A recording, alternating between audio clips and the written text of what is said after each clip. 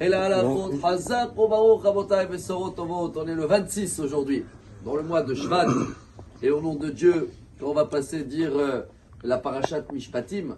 Alors, il y a deux mots qu'on a grandi avec. Tout le monde les connaît jusqu'à 120 ans. Mais on va essayer de les mieux comprendre aujourd'hui.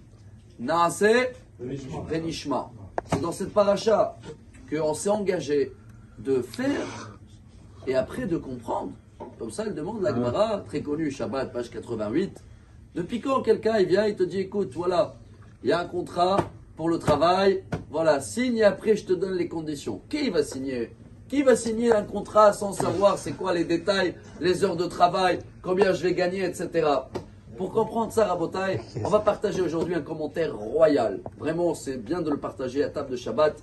Au nom de Rabbeinu Yona, de Géronde, il y a 800 ans en arrière. Il a écrit beaucoup de livres, Sha'arei Tshuva, il a écrit un commentaire sur les maximes des pères. Dans le 3e chapitre, c'est marqué là-bas une Mishnah que vous connaissez tous. Kol shechochmato meruba mima'asav, o shema'asav merubi mechochmato, chochmato mitkayemet. Apparemment, on peut avoir plus des actions que de la sagesse. Parce que c'est beau de connaître, mais s'il n'y a pas d'action, c'est pas bon. Comment tu peux avoir beaucoup d'actions si tu n'as pas appris? Il faut connaître pour réagir.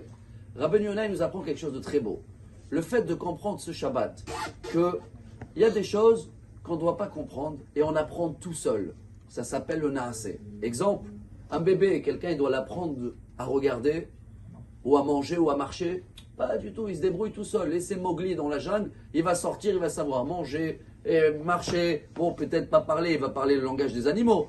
Mais il y a des choses qu'on est capable de faire tout seul. Mais il ne faut pas s'arrêter là. Ça, c'est le Naaseh. Il y a un autre exemple aussi. Hein. Même dans la ventre, quand Esav et Yaakov, ils étaient dans le ventre de Rivka, c'est marqué quand ils passaient devant la synagogue. Ah, Yaakov voulait sortir. Et Esav, il voulait sortir. Quoi, il connaissait quelque chose à l'époque? Pas du tout. Donc, dans l'ADN, il y a des choses que tu apprends tout seul. Tu te débrouilles. C'est Naaseh, très bien.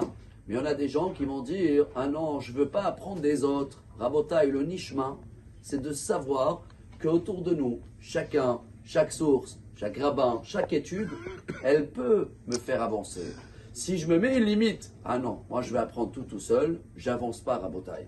Si je comprends que, allez, même si aujourd'hui je ne connais pas tout, mais je m'engage que ce que je vais apprendre, je vais le faire, alors là, même ce que tu n'as pas fait, c'est que là encore, c'est dans la théorie, c'est considéré comme des actions, et dit Rabbeinu Yona. C'est pour ça, chers amis, c'est vrai que quelqu'un qui va signer un contrat à l'aveugle, c'est un fou. Mais ça dépend qui te fait signer le contrat. Si c'est un être humain ou quoi que ce soit, pourquoi je vais me plier? Mais quand c'est Dieu qui te dit signe le contrat et tu verras, alors bien sûr, quand on signe à l'aveugle, on fait le Naaseh. Mais venez, on va essayer d'apprendre cette semaine un peu mieux de chercher les sources, comprendre les choses. Pas dire c'est une loi, je fais. Bien sûr que même si c'est une loi, je vais le faire. Mais pourquoi pas chercher à comprendre? Et ça, j'ai besoin des autres. J'ai besoin des sources, j'ai besoin de livres. Et ce Shabbat-là, si on comprend qu'il nous a fait signer le meilleur contrat dans le monde, mais je veux apprendre les détails. Mais d'abord, je signe. J'ai signé, j'apprends les détails. Vous allez voir que Dieu nous garantit toute l'abondance qui peut être